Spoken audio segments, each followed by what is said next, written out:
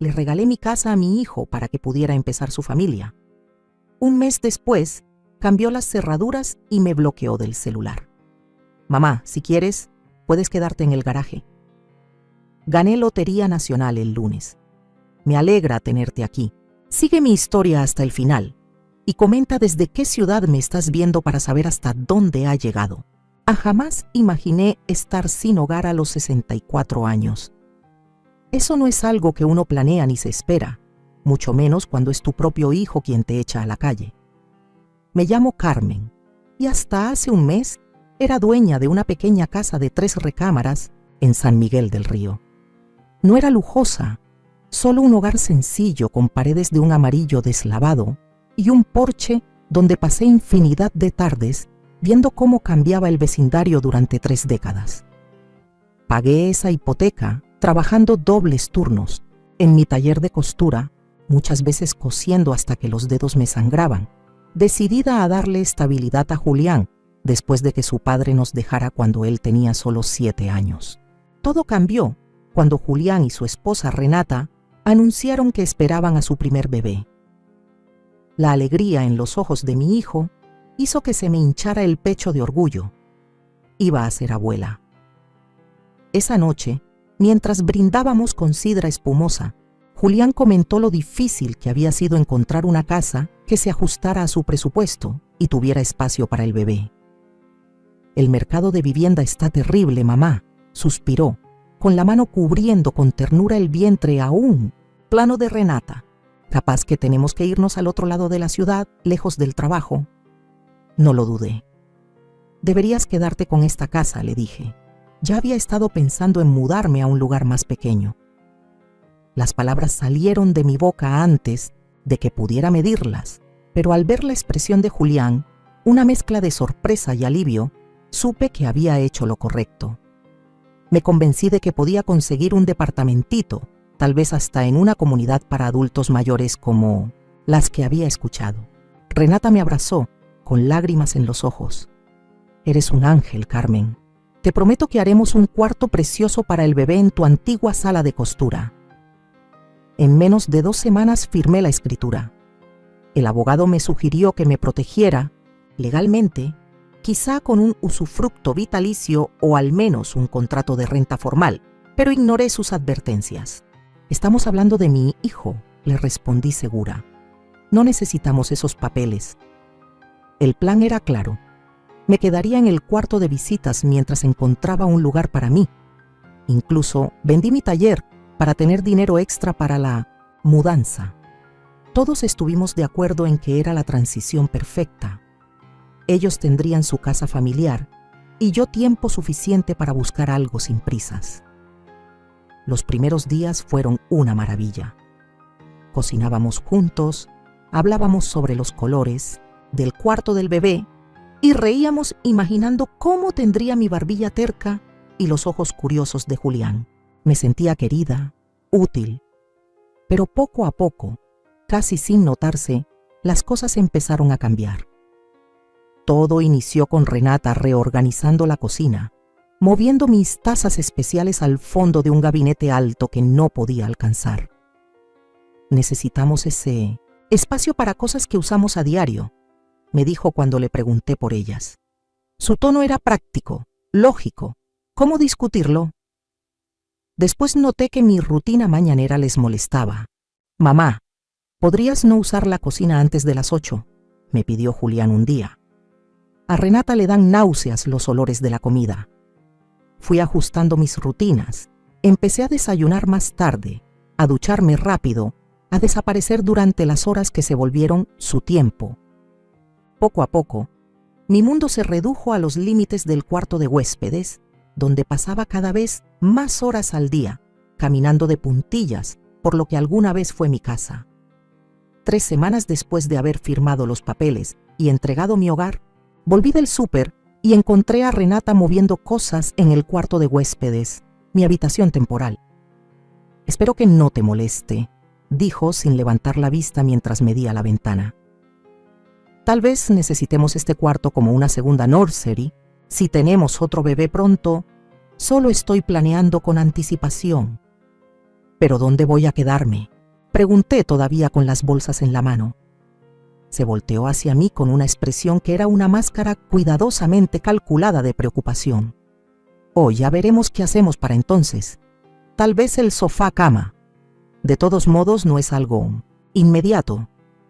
Esa noche los escuché discutir en voz baja. «Lleva más tiempo del que acordamos», susurró Renata con tono afilado. «¿Acaso tiene algún plan para irse?» «¿Qué se supone que haga?», respondió Julián. «Ella nos dio la casa. No puedo simplemente echarla. Vas a ser papá. Tu prioridad debe ser nosotros, tu familia». El silencio que siguió me rompió algo por dentro. En la mente de Julián, yo ya no era familia.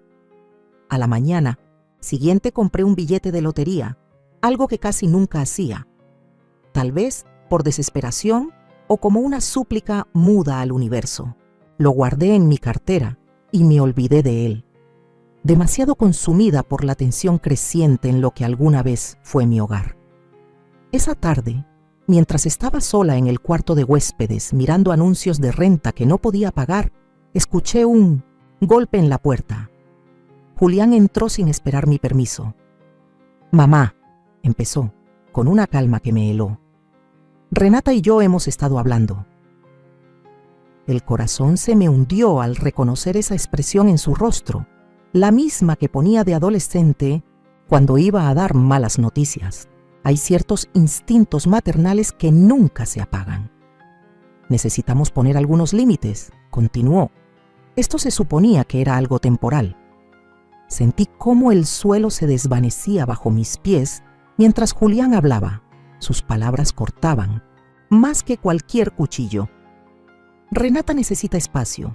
Su doctora dice que el estrés no le hace bien al bebé. Y tener a otra persona en la casa está generando una presión que ella no necesita ahora». «¿Otra persona?», repetí, apenas susurrando. «Soy tu madre, Julián». No quiso mirarme a los ojos. «Sabes a lo que me refiero, mamá. Es solo que necesitamos nuestro propio espacio para convertirnos en padres, para crear nuestras propias tradiciones familiares». Asentí de forma mecánica, con las lágrimas al borde de caer. «Entiendo. Me pondré más intensa con la búsqueda de departamentos. Tal vez encuentre algo antes de que acabe el mes». Julián se movió incómodo. «En realidad, los papás de Renata vienen el próximo fin de semana para ayudar con el cuarto del bebé. Esperábamos que pudieras encontrar algo antes». Me temblaban las manos mientras la realidad me caía encima. «¿Antes? ¿En unos días?» «Sé que es repentino», dijo, al fin mirándome con lo que parecía un remordimiento genuino, «pero necesitamos comenzar de nuevo». Respiré hondo tratando de no quebrarme. «Necesito un poco de tiempo, Julián. Solo 1 o 2 semanas. Vendí mi tienda. Todo lo que tenía lo puse en esta casa. Ahora tu casa». Él se levantó de golpe. «Hablaré con Renata. Veré si podemos arreglar algo». Pero su tono dejaba claro que no había espacio para negociar. Esa noche casi no dormí. ¿Cómo llegamos a esto? Dediqué mi vida entera a darle a mi hijo todo lo que pude. Trabajé hasta dejarme la piel para que nunca le faltara nada. Y ahora, a los 64 años, me estaban echando como si fuera un electrodoméstico viejo. Todavía servía, pero ya no me querían. A la mañana siguiente fui al banco, esperando tener lo suficiente para el depósito de un departamentito. Pero los números no daban esperanza.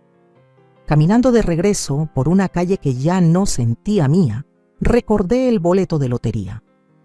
Pues, ni modo, voy a checarlo, pensé, y me detuve en una tiendita. Le pasé el boleto al cajero, un chavo de mirada amable que lo escaneó sin mucha prisa. «¿Eh?», dijo, levantando las cejas sorprendido. «Debería guardar esto, señora. Tiene que ir a reclamarlo directamente en la oficina de Lotería Nacional». Se me detuvo el corazón. «Como dice, ganó algo grande. No puedo decirle cuánto, pero es más de lo que podemos pagar aquí». Salí de la tienda tambaleándome con el boleto bien apretado en la mano. ¿Será posible? La suerte me estaba encontrando justo cuando más la necesitaba. Al volver a la casa, algo se sentía distinto. el aire pesaba, lleno de silencios tensos. Renata me esperaba en la sala, con los brazos cruzados sobre su vientre. «Tenemos que hablar», dijo con voz helada. Durante los siguientes 15 minutos, me explicó cómo mi presencia la incomodaba, que necesitaba hacer su nido sin sentirse observada, que Julián estaba abrumado intentando manejar las emociones de todos. Ni una sola vez mencionó que esta había sido mi casa durante 3 décadas, ni que no tenía a dónde ir. «Creemos que lo mejor sería que busque otro lugar de inmediato», concluyó. «Julián es demasiado blando para decirlo, pero esto no funciona». Me quedé inmóvil, con el boleto de lotería ardiendo dentro del bolso. «Necesito unos días», supliqué. «Solo hasta el fin de semana». Sus ojos se entrecerraron. «Está bien, pero no más». Los siguientes 2 días fueron un torbellino de llamadas a departamentos que no podía pagar y a viejos amigos que no tenían espacio. Escondí el boleto de lotería. Lo metí en una ranura que corté en el forro de mi bolso, con miedo de contarle a alguien hasta estar segura de lo que había ganado. El jueves fui al doctor por mi artritis. Al volver a la casa, el corazón se me paralizó. Mis cosas, álbumes de fotos, ropa, mi máquina de coser, estaban amontonadas sin cuidado en el garage. Julián estaba en la entrada, con las llaves en la mano, y en su cara se mezclaban la vergüenza y la firmeza. «¿Qué está pasando?», pregunté, aunque ya sabía la respuesta. «Renata tuvo un ataque de ansiedad esta mañana», dijo sin emoción. «El doctor dijo que necesita tranquilidad total». «¿Así que me vas a mandar al garage?». La voz se me quebró al ver las cajas. «Es solo por un tiempo. Mamá», dijo sin mirarme a los ojos. «Solo mientras encuentras dónde quedarte». Pusimos el catre de campamento viejo y un calentador. Hizo una pausa. «Tienes el control del portón. Puedes entrar y salir sin molestarnos». «Julián», susurré, «soy tu madre. Yo te cambié los pañales. Trabajé en 2 chambas para que pudieras ir a la universidad. ¿Cómo puedes hacerme esto?». Algo en su cara se endureció. «Ahora tengo que pensar en mi hijo, mamá, en mi familia». Esas palabras me atravesaron el alma. Ya no era parte de su familia. «Necesito entrar por unas cosas», dije acercándome a la puerta, pero él se interpuso. «Yo te traigo lo que necesites. Mis medicinas están en el buró y mi libreta de direcciones en el cajón». Hice un esfuerzo por mantenerme firme. «Espérame aquí». Cuando se metió a la casa, me dejé caer contra el coche con las piernas temblorosas. ¿En qué momento mi hijo se convirtió en esta persona? ¿Qué hice mal? Después de que Julián me dio mis cosas, decidí salir a caminar para despejar la mente. Aún no podía asimilar que iba a dormir en mi propio garage. Caminé por horas hasta que las rodillas, con la artritis, ya no aguantaban y el sol empezaba a esconderse. Al regresar, el control del portón ya no funcionaba. Intenté abrir con la llave de la casa que aún traía por costumbre. Nada. Habían cambiado las cerraduras. Toqué la puerta. Nadie contestó, aunque las luces estaban prendidas. Llamé al celular de Julián varias veces, pero siempre me mandaba al buzón. Finalmente mandé un mensaje. «Julián, por favor déjame entrar. Está haciendo frío». La respuesta llegó en segundos. «No es buen momento. Renata necesita descansar». No podía creer lo que leía. «No tengo a dónde ir», escribí con los dedos temblando. Después de 5 minutos que parecieron una eternidad. «Resuélvelo. Necesitamos espacio». Cuando cayó la noche, intenté llamar una última vez. Ahí fue cuando me di cuenta que me habías bloqueado. De pie en la oscuridad frente a lo que alguna vez fue mi hogar, sin más que mi bolso y una bolsita con medicamentos, entendí la verdad aplastante. Estaba sin casa a los 64 años, abandonada por el único hijo que tenía. Me quedé, paralizada, mirando fijamente esa casa oscura que fue mía por 30 años. Las ventanas que antes me daban la bienvenida, ahora se sentían como ojos fríos que me juzgaban. El cuerpo se me entumecía La mente no lograba entender lo que estaba pasando. ¿Qué hace una mujer de 64 años con artritis y sin techo un jueves a las 9 de la noche? La temperatura empezaba a bajar, con ese frío de primavera que se mete en los huesos. Apreté el bolso contra mí, sintiendo el contorno del boleto de lotería escondido adentro. Una esperanza secreta de la que ni siquiera estaba segura. Con manos temblorosas abrí la puerta del coche y me senté dentro, encendiendo la calefacción, al mínimo para no gastar gasolina. No podía darme el lujo de desperdiciar combustible sin saber de dónde saldría el próximo peso. La batería del teléfono marcaba 23%. No alcanzaba para buscar hoteles que de todos modos no podía pagar. Igual me puse a ver mis contactos. Los nombres se borraban entre las lágrimas. ¿A quién podía llamar? La mayoría de mis amigas estaban igual que yo, sobreviviendo con pensiones chiquitas o enfrentando problemas de salud. No podía cargarles mis problemas. Mientras la noche se volvía más oscura, tomé una decisión. Manejé hasta el estacionamiento del Bodega Aurrera, que abre las 24 horas, donde toleraban que la gente durmiera en sus coches. Había leído sobre eso en una nota del periódico sobre la crisis de vivienda. Jamás imaginé que un día dependería de esa información. Eché el asiento para atrás lo más que pude. Me cubrí con la chamarrita que traía puesta y traté de dormir. Cada ruido me hacía brincar.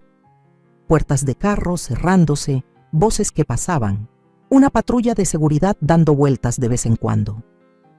Dormité a ratos, despertando con el cuello tieso y las rodillas hinchadas al salir el sol. Con la luz cruel de la mañana, vi mi reflejo en el retrovisor, una mujer agotada, con el cabello canoso, todo revuelto y los ojos enrojecidos. «Ponte las pilas, Carmen», me dije en voz baja. «Has salido de peores». ¿De verdad? Incluso cuando el papá de Julián nos dejó solo con deudas, al menos teníamos un techo. Incluso cuando el taller de costura apenas y tenía trabajo, aún me quedaba la dignidad. Ahora, ¿qué me quedaba? El boleto de lotería. Necesitaba saber. Manejé hasta la Oficina Estatal de Lotería Nacional, llegando justo cuando abrían a las 8:30 de la mañana. Me temblaban las manos al entregar el boleto y mi identificación a la recepcionista, una mujer de mi edad, con mirada dulce y un gafete que decía Patricia. «Por favor, tome asiento, señora Morales», me dijo tras revisar el boleto. Enseguida la atenderá alguien. 20 minutos después, me hicieron pasar a una oficinita donde un señor de traje impecable se presentó como el señor Héctor, encargado de reclamaciones. «Señora Morales», comenzó con voz formal pero amable. «Me complace informarle que ha ganado un premio bastante considerable». Me deslizó una hoja por el escritorio. «Después de impuestos, esto es lo que recibirá». Me quedé viendo la cifra convencida de que leía mal. 247 en 91, casi 3 millones de dólares. Esto es... No pude terminar la frase. «Sí, señora, usted es nuestra nueva millonaria». Sonrió mientras me explicaba las opciones de pago, suma global o anualidades, impuestos, servicios de asesoría financiera. Pero apenas si lo escuchaba. Solo pensaba: ayer mi hijo me echó a la calle y hoy tengo suficiente dinero para comprar 10 casas mejores que la que le di. La ironía me caló hondo. Tras llenar los papeles necesarios, el señor Héctor me dijo que el proceso tomaría unas 2 semanas antes de transferir los fondos. Mientras tanto me recomendó: le sugiero mantener esta información en privado y buscar un asesor financiero. Asentí, todavía atontada, y salí al sol de la mañana con nada más que un recibo de reclamo y la promesa de una fortuna que aún me parecía de mentira. Pero la riqueza no significaba nada si no tenía dónde dormir esa noche. Con la batería del celular a punto de morir, manejé hasta una fondita que había visto antes. Pedí el café más barato del menú y pregunté si podía cargar mi teléfono. La mesera, con un gafete que decía Patty, me sonrió con compasión al verme toda desarreglada. «¿Noche pesada?», preguntó mientras me traía una cafetera entera en lugar de una simple taza. Algo en su gesto amable rompió el muro que había estado levantando por dentro. Antes de poder detenerme, las lágrimas ya me corrían por las mejillas. «Ay, reina», dijo Patty, sentándose frente a mí en la cabina. «Lo que sea que esté pasando, vas a estar bien». Y así, frente a esta desconocida de ojos compasivos, solté mi historia.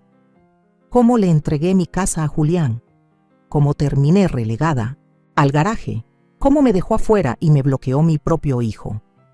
Me guardé lo del premio de lotería. Mejor así, con lo vulnerable que estaba. «Pobrecita», murmuró Patty cuando terminé. «¿No tienes a dónde ir?». Negué con la cabeza, avergonzada, por lo indefensa que me sentía. «Déjame hacer una llamada», dijo mientras se levantaba. «Conozco a alguien que tal vez pueda ayudarte». 20 minutos después, mientras apuraba mi segunda taza de café, se abrió la puerta del diner y entró una mujer alta, de cabello negro con mechones plateados, escaneando el lugar. «Allí», dijo Patty, señalándome discretamente.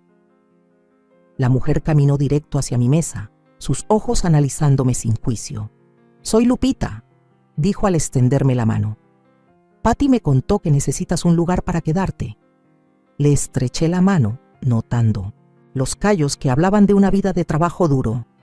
«Carmen Morales», respondí con una voz más firme de lo que esperaba. «Y sí, estoy atravesando una situación complicada». Lupita asintió, sentándose frente a mí. Patty me explicó algo. «Tengo una casa de huéspedes chiquita en la calle Jacarandas. Nada lujoso, pero limpia y segura. Hay un cuarto vacío desde hace unas semanas. Es tuyo si lo quieres». Mi orgullo quería decir que no, fingir que podía arreglármela sola. Pero la parte sensata, la que pasó la noche en el estacionamiento de un bodega aurrera, sabía mejor. «No tengo mucho dinero ahora», confesé, «pero en un par de semanas debería recibir algo. Podría pagarte entonces». Lupita me miró por un momento. «Mira», dijo al fin, «el cuarto necesita cortinas nuevas y las colchas ya piden una manita de gato. Noté tus manos. Tienen pinta de costurera. Me ayudas con eso y quedamos tablas hasta que llegue tu dinero». Sentí una oleada de alivio cálido. «Fui modista por 30 años», dije, sintiendo un destello de mi antigua seguridad. «Con eso sí puedo ayudarte». Lupita sonrió, una sonrisa auténtica que le iluminó los ojos. «Entonces parece que tenemos trato». La casa de huéspedes de Lupita era una construcción victoriana, grande, con pintura azul deslavada y un porche amplio lleno de sillas mecedoras desparejadas. No era elegante, pero tenía ese encanto acogedor que me recordaba la casa de mi abuela en la infancia. «Esta es la sala común», explicó Lupita al entrar en una sala espaciosa con muebles ya gastados. «La cocina está allá. Cada quien tiene su repisa marcada en el refri. El desayuno es compartido si quieres unirte, pero no es obligatorio». Me llevó arriba a un cuarto chiquito pero ordenado, con una cama individual, un tocador y una ventana que daba al jardín trasero. El baño es compartido. Con otra inquilina, la señora Henderson. Tiene 72 y no hace ruido ni al respirar. Báñate antes de las 7 o después de las 9 para no cruzarse. Lupita me dio una llave. La lavandería está en el sótano, $1 por carga. ¿Dudas? Negué con la cabeza, abrumada por su amabilidad directa. Bien, ponte cómoda. La cena es a las 6 si quieres acompañarnos. Se dio la vuelta para irse, pero se detuvo. Y Carmen, lo que pasó con tu hijo, eso es su error, no el tuyo. Cuando se fue, me senté en la orilla de la cama, dándome un momento para asimilar todo. En 24 horas, pasé de estar en la calle a tener techo, de la desesperación a convertirme en millonaria, una millonaria secreta viviendo en una casa de huéspedes. La vida tenía un sentido del humor muy peculiar. Esa primera tarde la pasé ayudando a Lupita a remendar colchas, agradecida por el consuelo familiar de la aguja y el hilo entre mis dedos. ¿Noche pesada?, preguntó, acercándome una cafetera entera en lugar de solo una taza. Algo en su gesto de ternura rompió el muro que había construido dentro de mí. Antes de darme cuenta, las lágrimas ya me corrían por la cara. «Ay, mi ciela», dijo Patty, sentándose frente a mí en la cabina. «Sea lo que sea, todo va a estar bien». Y así, con esa desconocida de ojos buenos, le conté mi historia. Cómo le entregué mi casa a Julián, cómo terminé relegada al garage, cómo mi propio hijo me cerró la puerta y me bloqueó. Guardé lo de Lotería Nacional para mí. Me pareció lo más sensato en mi situación tan frágil. «Pobre de ti», murmuró Patty cuando terminé. «¿Tienes a dónde ir?». Negué con la cabeza, sintiéndome expuesta. «Déjame hacer una llamada», dijo mientras se levantaba. «Conozco a alguien que quizá pueda ayudarte». 20 minutos después, mientras terminaba mi segunda taza de café, la puerta del diner se abrió y una mujer alta, de cabello negro con mechones plateados, entró buscando con la mirada. La habitación entera, antes de que Patty apuntara discretamente hacia mí, se acercó con paso firme. Sus ojos me evaluaban sin juzgar. «Soy Lupita», dijo al extenderme la mano.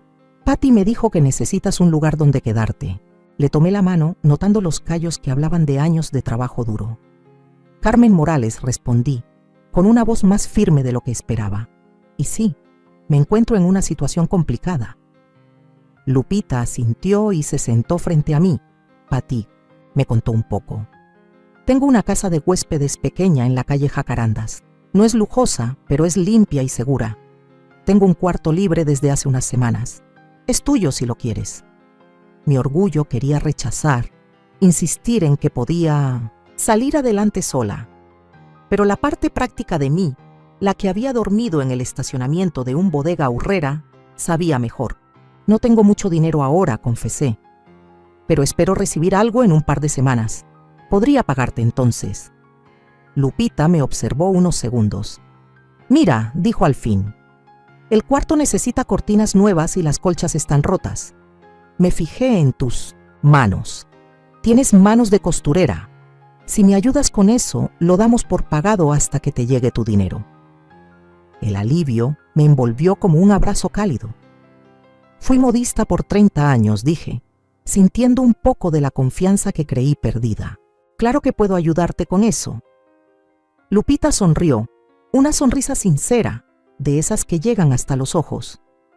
«Entonces, parece que tenemos trato». La casa de huéspedes de Lupita era una casa victoriana grande, con pintura azul ya deslavada y un porche amplio lleno de mecedoras desparejadas. No era elegante, pero tenía una calidez que me recordó a la casa de mi abuela cuando era niña. «Esta es el área común», explicó Lupita al entrar a una sala espaciosa con muebles gastados pero acogedores. «La cocina está por allá. Cada quien tiene su estante en el refri con su nombre. El desayuno es compartido si quieres unirte, pero no es obligatorio. Subimos a un cuarto pequeño, pero ordenado con una cama individual, una cómoda y una ventana con vista al jardín trasero. El baño se comparte con otra inquilina, la señora Henderson. Tiene 72 años y ni ruido hace.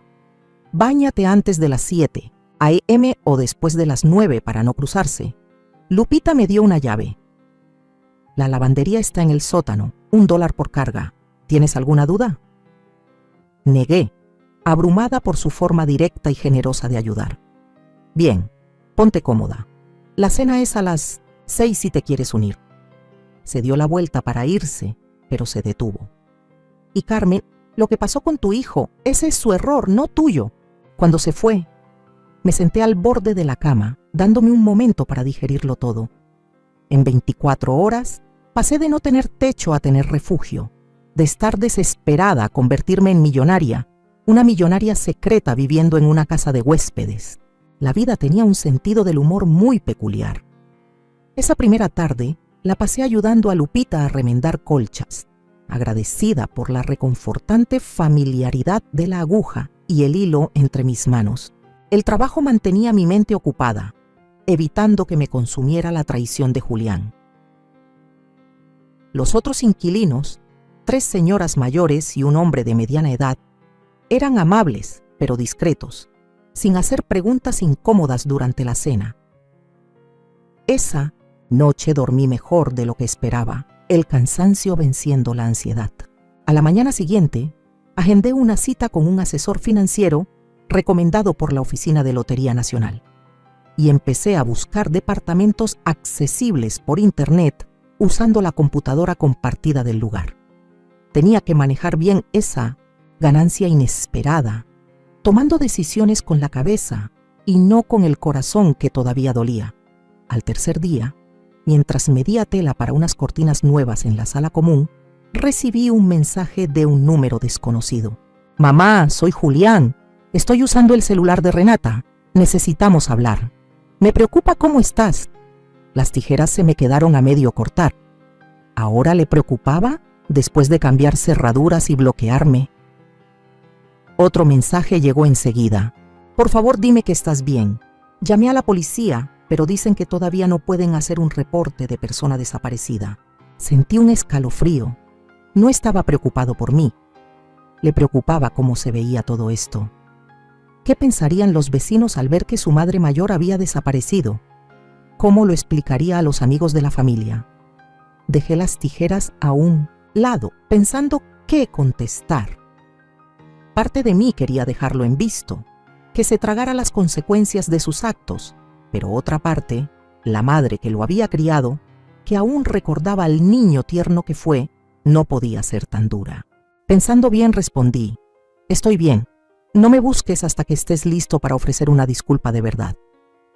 Contestó de inmediato: «¿Dónde estás? ¿Necesitas dinero?» Dinero. Claro, esa era su solución. Tirar billetes al problema que él mismo creó. No respondí. 10 minutos después, otro mensaje. «Mamá, por favor. Renata se siente fatal. Los dos nos sentimos así. Vuelve a casa y lo hablamos». Casa. Esa palabra dolió. Esa ya no era mi casa. Él se encargó de dejarlo claro. Escribí simplemente no. Lupita me encontró 1 hora después, aún sentada con la tela a medio cortar en las piernas mirando el celular. «¿Problemas?», preguntó sentándose frente a mí. Dudé. Luego le mostré los mensajes. Los leyó en silencio, el rostro poniéndose serio. «Hombres», dijo al fin, devolviéndome el teléfono. «La riegan feo y luego esperan perdón con la primera. Disculpa barata». Me miró directo. «¿Y tú qué vas a hacer?» «Nada», respondí con firmeza. «Al menos por ahora. Cuando me den el dinero y tenga mi lugar, quizá hablemos. Pero será en mis condiciones, no en las suyas». Lupita asintió con aprobación. «Bien hecho». Durante la semana siguiente, agarré rutina en la casa de huéspedes. Por las mañanas cosía, por las tardes investigaba opciones para mi futuro y en las noches compartía la cena con mis compañeros temporales. Descubrí que Lupita también tenía su historia de traición familiar, una hermana que peleó la herencia de su madre, provocando una ruptura de más de 10 años.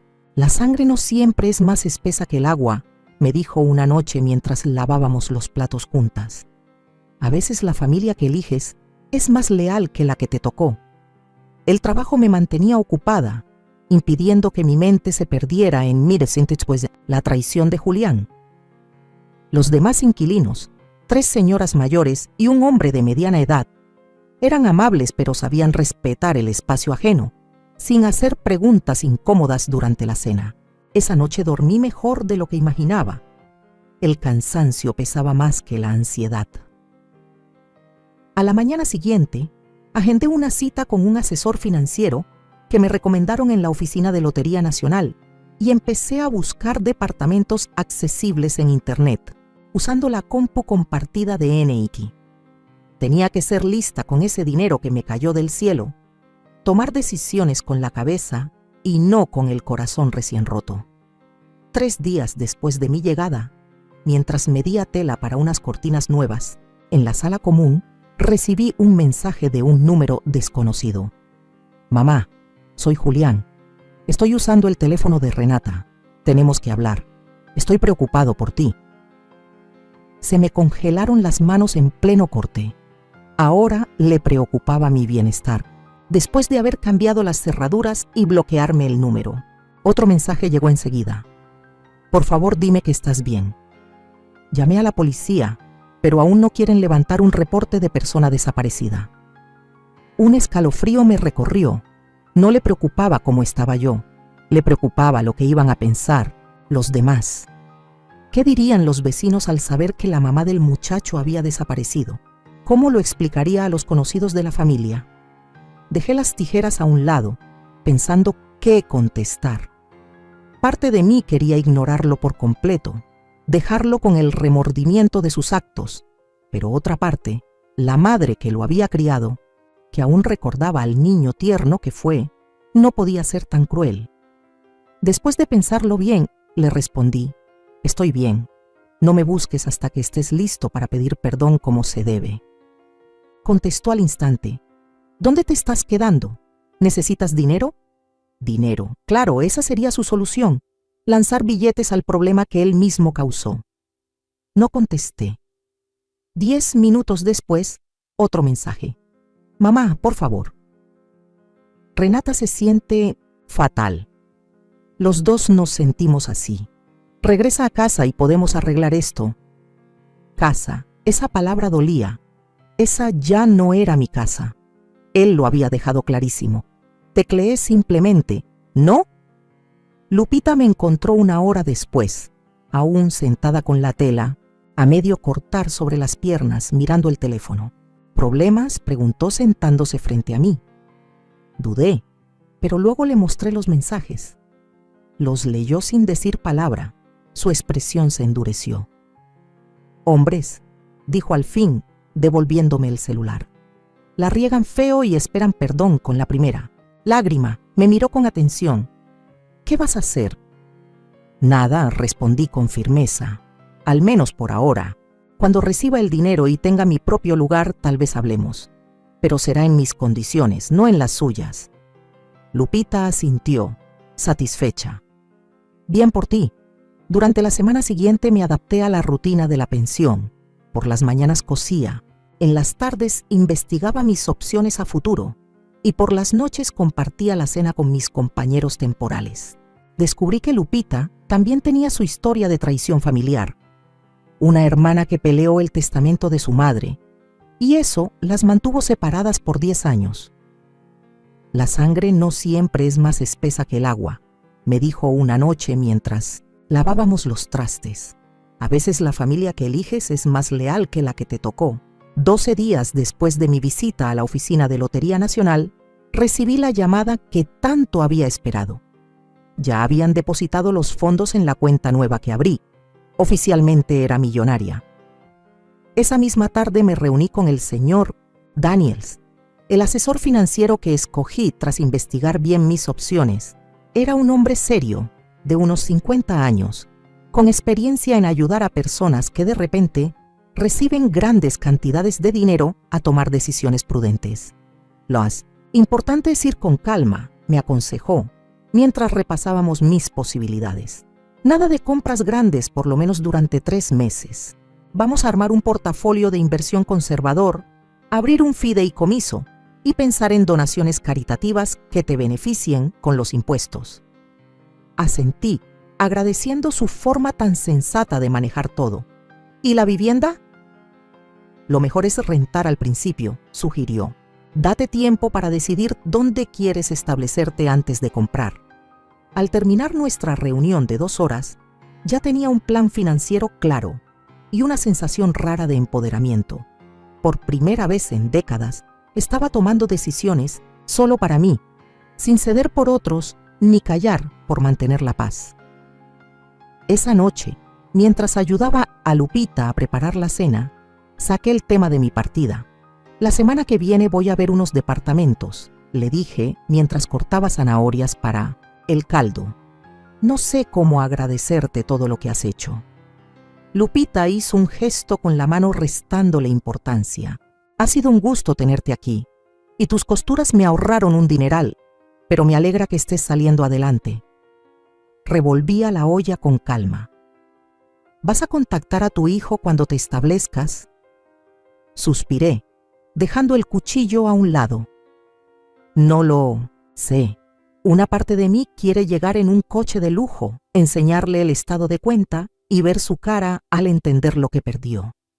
Me dio pena decirlo en voz alta, pero eso es el dolor hablando. Lupita asintió con comprensión. Las fantasías de venganza son normales. Actuar sobre ellas casi nunca trae alivio. La verdad, confesé, es que sigo siendo su madre. Lo sigo queriendo a pesar de todo. Pero no puedo volver a como eran las cosas antes. Necesito descubrir quién soy ahora. Carmen, la persona, no solo la mamá de Julián ni la mujer que entregó su casa. Eso, dijo Lupita con aprobación. Suena a que estás empezando a entender.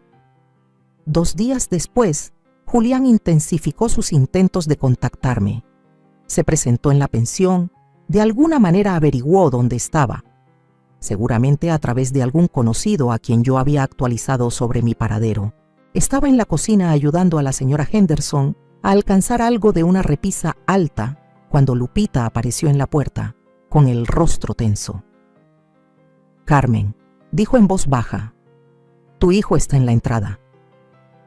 Sentí cómo el corazón se me apretaba con fuerza en el pecho. ¿Le dijiste que estoy aquí?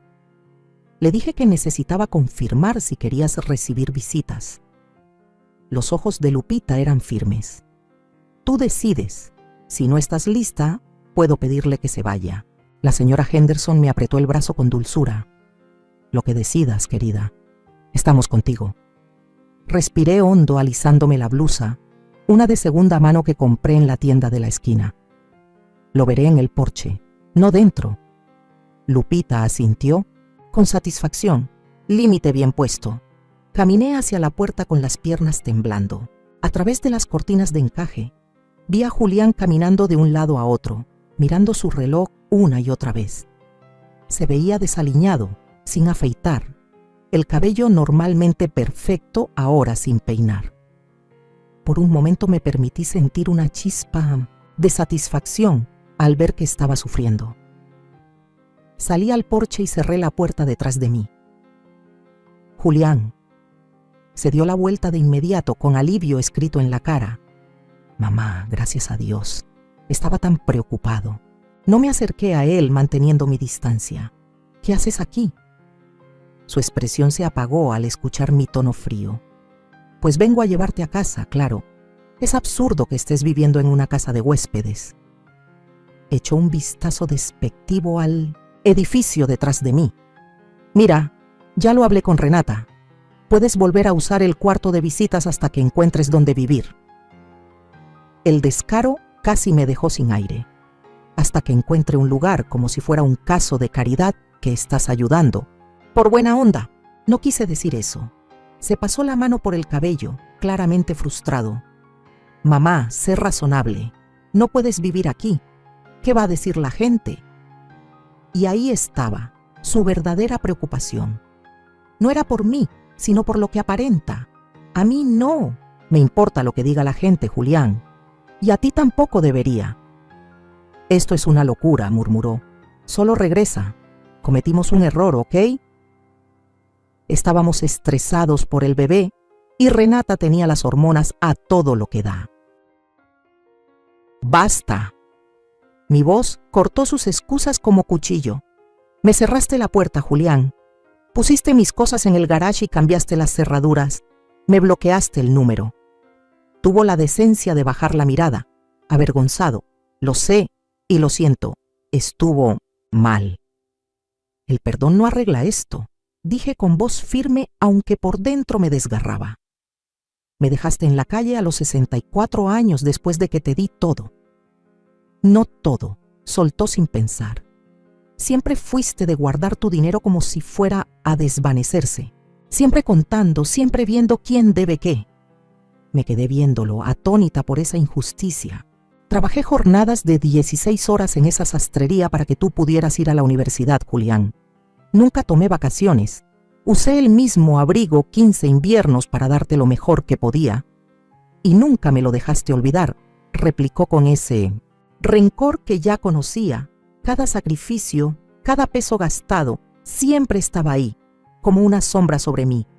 ¿Crees que no sé lo que hiciste por mí? Me lo recordabas todo el tiempo. Sus palabras me golpearon como si fueran puños. Así me veía él, como una mártir que usaba sus sacrificios como arma. Nunca fue mi intención, dije en voz baja. ¿Ah, no? Me miró dudoso. Entonces, ¿por qué cada charla terminaba en lo mucho que trabajaste, en todo lo que hiciste por mí? Abrí la boca para negarlo, pero la cerré de nuevo. Lo había hecho. Mi orgullo por haberle dado tanto se convirtió sin querer en una carga para él. Nos quedamos callados, el silencio lleno de décadas de malentendidos. Al fin hablé. Aunque eso fuera cierto, Julián, no justifica lo que me hiciste. Desvió la mirada. Lo sé. Yo solo... Se quedó callado. Luego lo intentó otra vez. Los papás de Renata siempre le han dado todo sin condiciones. Cuando nos ayudan, no lo están recordando a cada rato. La comparación dolió, pero me obligué a verla con objetividad. ¿Había puesto condiciones sin darme cuenta? Nunca quise que te sintieras en deuda, dije con suavidad. Solo estaba orgullosa de haber logrado darte algo a pesar de cómo estaban las cosas. La postura de Julián se aflojó un poco. Sé que sacrificaste mucho, mamá, pero a veces sentía que querías que me sintiera culpable por aceptar lo que me dabas.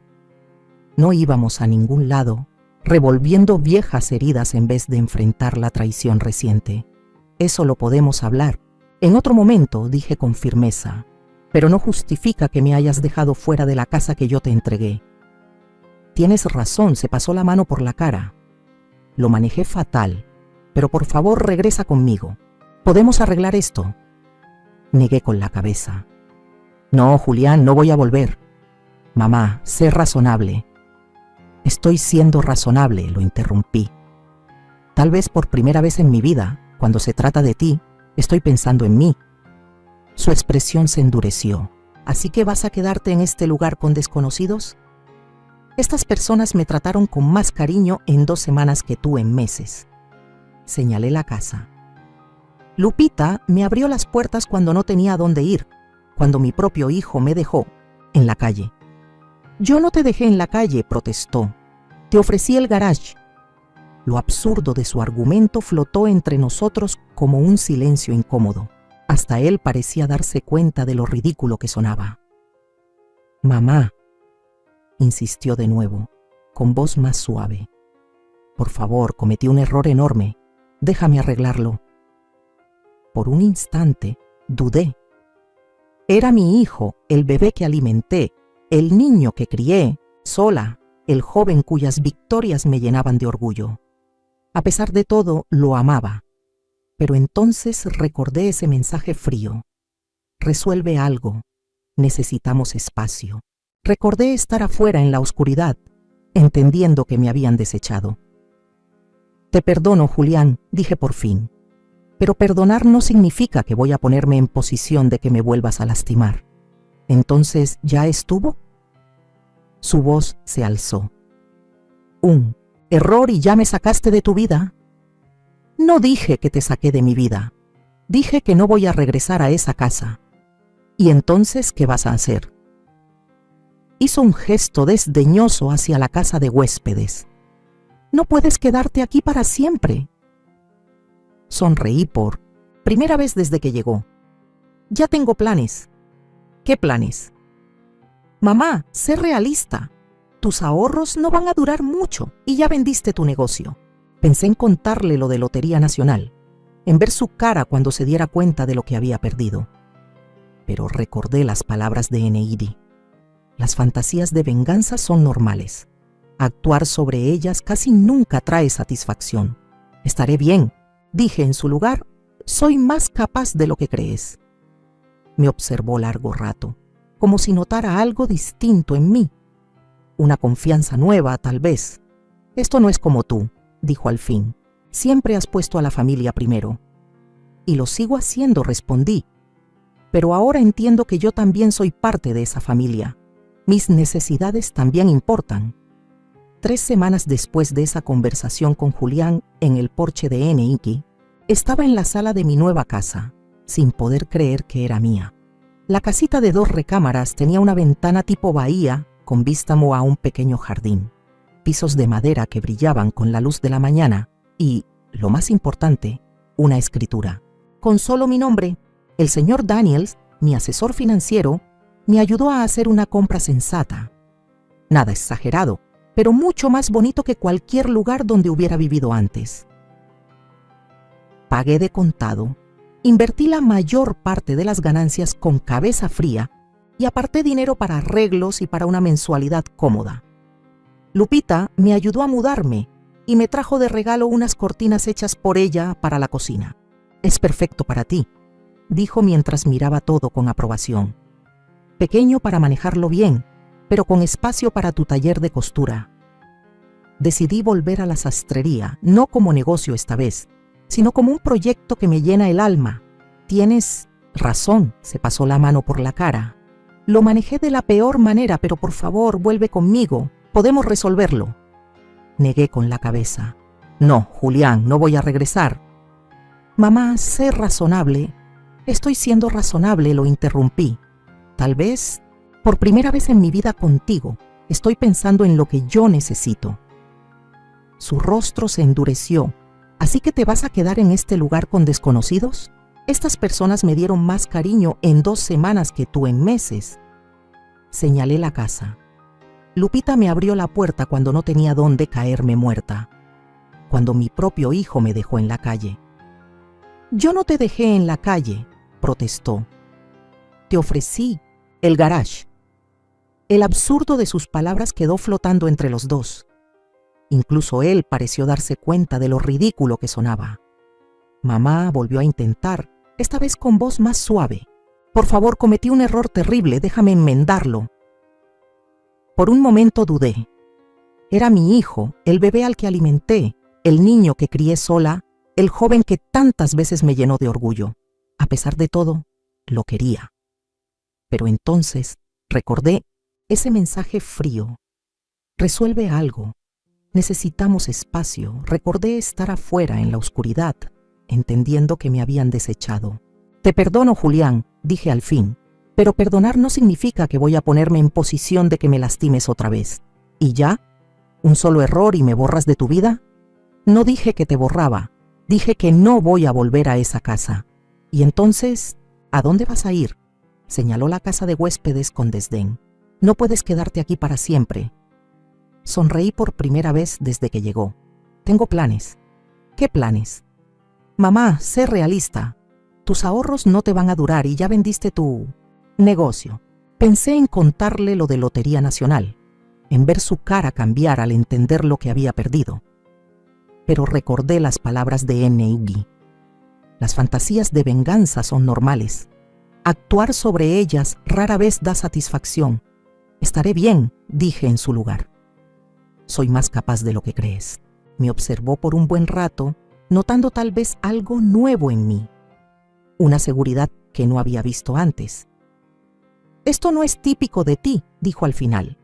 «Siempre pusiste a la familia primero». «Lo sigo haciendo», respondí. «Pero entendí que yo también soy parte de esa familia. Mis necesidades también importan».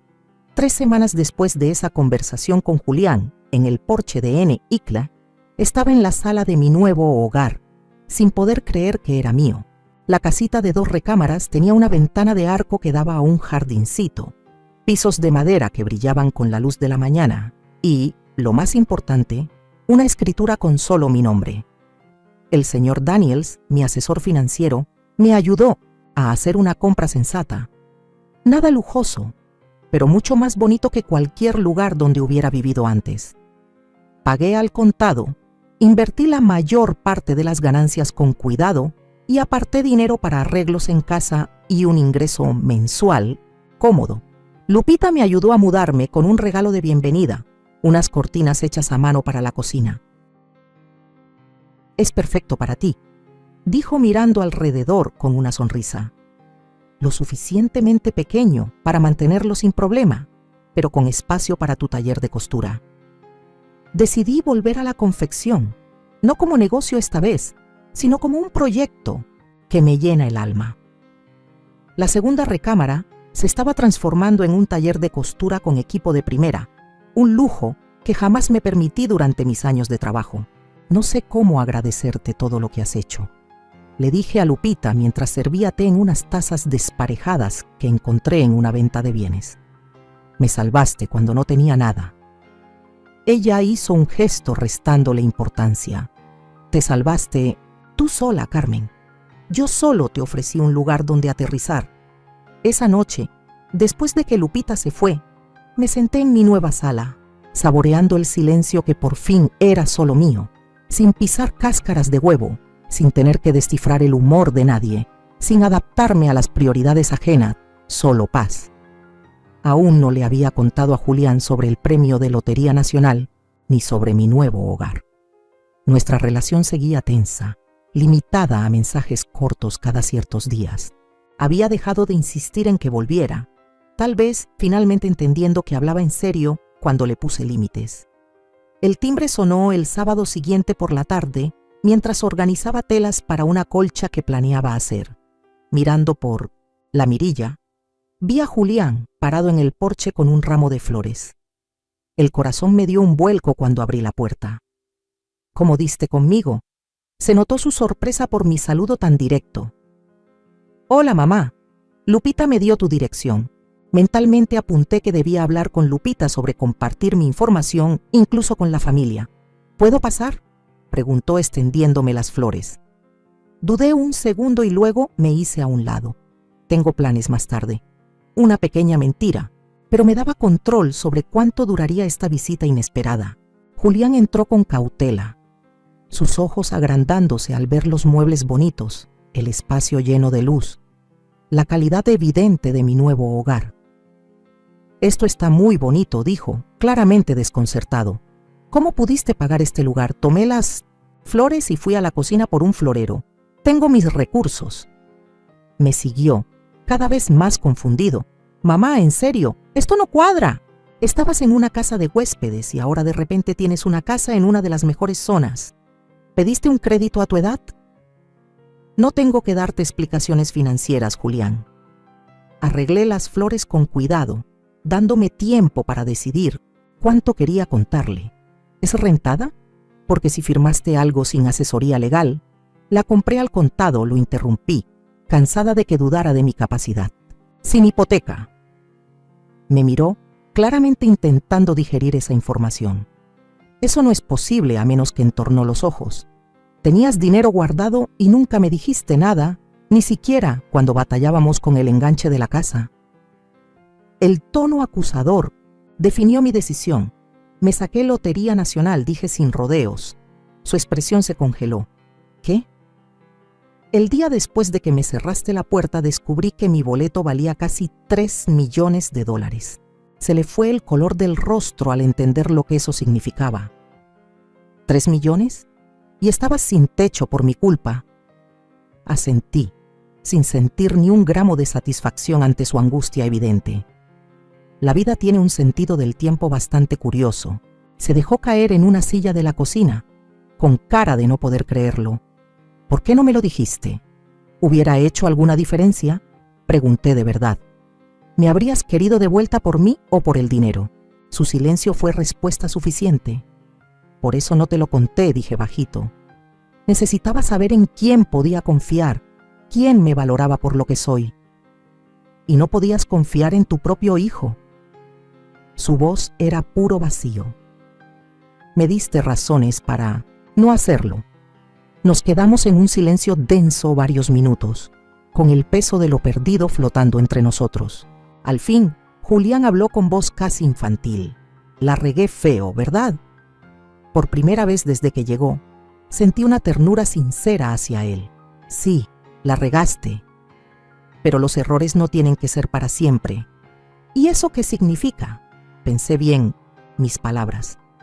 Significa que estoy dispuesta a reconstruir nuestra relación, pero tomará tiempo y nunca volverá a ser como antes. Porque ya no me necesitas, dijo con amargura. Ahora eres rica. No, lo corregí, porque entendí que mi valor no depende de lo que pueda darles a los demás. Yo valgo por mí misma, no solo como tu mamá o como una red de apoyo económico. Él alzó la vista, con los ojos húmedos. Nunca quise que sintieras que eso era lo único que significabas para mí, pero así fue. Respondí con suavidad. Las acciones dicen más que las palabras, Julián. Asintió, pasándose una mano por el cabello, ese gesto tan suyo que me apretó el alma. ¿Y ahora qué hacemos? Eso depende de ti, le contesté con sinceridad. Yo ya marqué mis límites, ahora tengo mi propia vida. Si quieres formar parte de ella, vas a tener que respetarlos. ¿Y Renata?, preguntó con duda. Eso es más complicado, admití. Tendrá que buscar cómo enmendar las cosas si quiere tener una relación conmigo. ¿Y cómo va el embarazo? 7 meses ya, dijo. Es un niño, mi primer nieto, un varón. A pesar de todo, sentí un cosquilleo de alegría al imaginarlo. Espero que me permitas conocerlo cuando nazca, dije. Claro que sí, respondió rápido Julián. Eres su abuela. Asentí, agradeciendo ese reconocimiento. Pero no voy a cuidar al niño en esa casa. Él se encogió un poco, pero no discutió. Justo, 1 hora después, cuando se iba, Julián se detuvo en la puerta. Mamá, lo siento, de verdad, lo sé, respondí. Y era cierto. Mi hijo no era malintencionado, solo inmaduro y fácil de influenciar. Lo iremos resolviendo poco a poco, día tras día. Cuando se fue, me senté en mi sillón favorito junto a la ventana, mirando cómo el atardecer pintaba el cielo de rosa y dorado. Hace 6 semanas estaba parada afuera de la casa que entregué, sin techo y con el corazón roto. Ahora estaba en mi propio hogar, con estabilidad económica y entendiendo por fin mi verdadero valor. Ganar Lotería Nacional sin duda cambió mi situación, pero el cambio más profundo fue por dentro. Aprendí a valorarme, a marcar límites, a construir una vida centrada en lo que yo necesito, no en lo que otros esperan de mí. Mi celular vibró con un mensaje de Lupita. ¿Cómo te fue con Julián? Sonreí, agradecida por su interés. Mejor de lo que imaginaba. Pasito a pasito, respondió enseguida. Acuérdate que perdonar es un regalo que te das a ti, no a ellos. Sabia Lupita. Ya no era solo una casera temporal. Se había convertido en una amiga de verdad, alguien que me vio en 1960 el suelo y me ayudó a encontrar mi fuerza. Dejé el celular a un lado y tomé los retazos de colcha que había estado organizando antes. Con manos firmes empecé a unirlos, creando algo nuevo y hermoso a partir de pedazos sueltos, justo como lo estaba haciendo con mi vida. Mañana comenzaría a hacer voluntariado en el Centro de Adultos Mayores del centro, compartiendo mis habilidades de costura. El mes que viene pienso inscribirme en una clase de cocina que siempre me había llamado la atención. Y en otoño, tal vez por fin haga ese viaje al Gran Cañón que llevo décadas soñando. Por primera vez en mi vida, mi futuro era completamente mío para moldear, sin expectativas ajenas, sin buscar la aprobación de nadie, sin anteponer necesidades que no fueran las mías. Julián seguiría siendo parte de mi vida. Era mi hijo al fin, y pronto tendría un nieto a quien amar, pero nuestra relación sería más sana ahora, basada en respeto mutuo, no en sacrificios ni deberes. Y en cuanto a Renata, el tiempo dirá. Tal vez la maternidad le ablande el corazón, tal vez no. De cualquier forma, ya no necesito su aceptación ni su aprobación. Soy Carmen Morales, madre, futura abuela, costurera, ganadora de lotería. Pero lo más importante, por fin soy realmente yo misma. Mientras la luz del día se desvanecía tras mi ventana y seguía cosiendo, el corazón me latía lleno de esa certeza. A veces el final de una historia no es más que el comienzo de una mucho mejor. Ahora tengo curiosidad por ti, que estás escuchando mi historia. ¿Qué harías tú si estuvieras en mi lugar? ¿Te ha pasado algo parecido? Déjalo en los comentarios. Y mientras tanto, me despido. En la pantalla final, te dejo 2 historias, más que son favoritas del canal y que seguro te van a sorprender.